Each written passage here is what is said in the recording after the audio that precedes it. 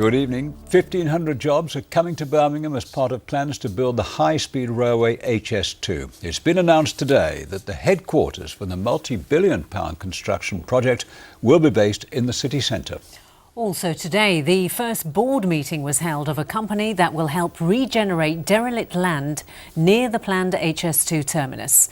It's claimed that will lead to a further 14,000 jobs, as Keith Wilkinson reports.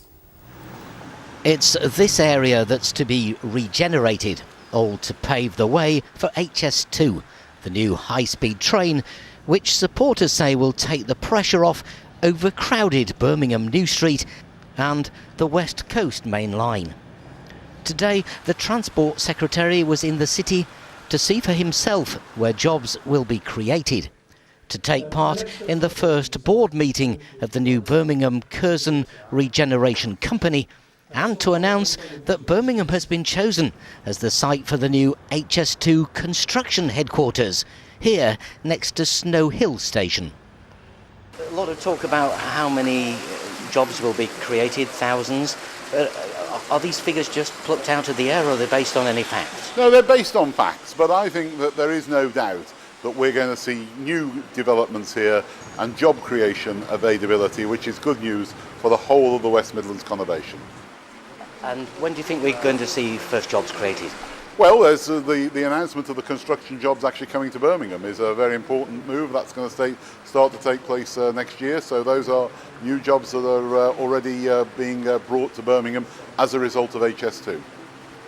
They've announced 1,500 jobs at the construction HQ. Redevelopment, they say, will deliver 14,000 jobs and boost the local economy by £1.3 billion. Figures that attract great scepticism from opponents.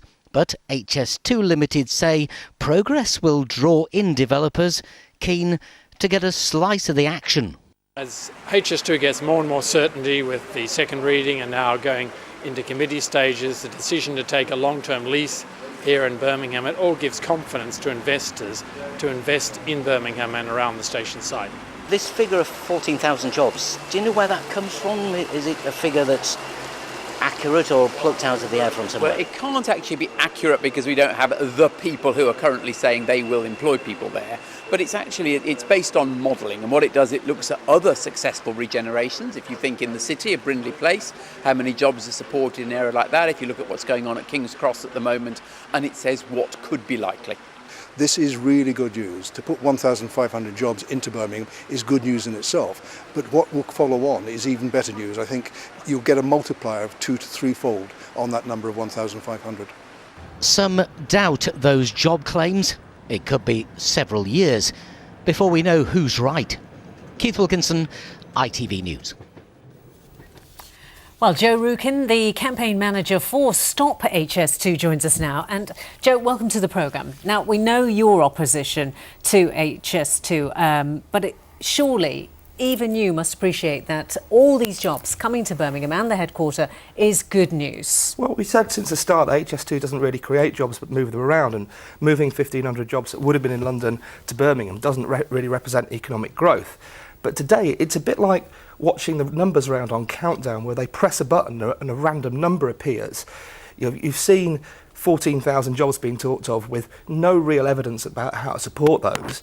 They're saying £1.3 billion worth of economic benefits. Last year they were saying £1.5 billion, and that's without moving the job. So it's actually gone down. So it shows you about the credibility of HS2's figures, that they are simply making these up to make the case look better. You even don't agree with the figures they're giving? Well, last year they were saying 1.5 billion worth of economic benefits. Now they're saying 1.3, and that's with moving all these jobs that would have been in London to Birmingham. So there's clearly no credibility in their figures whatsoever.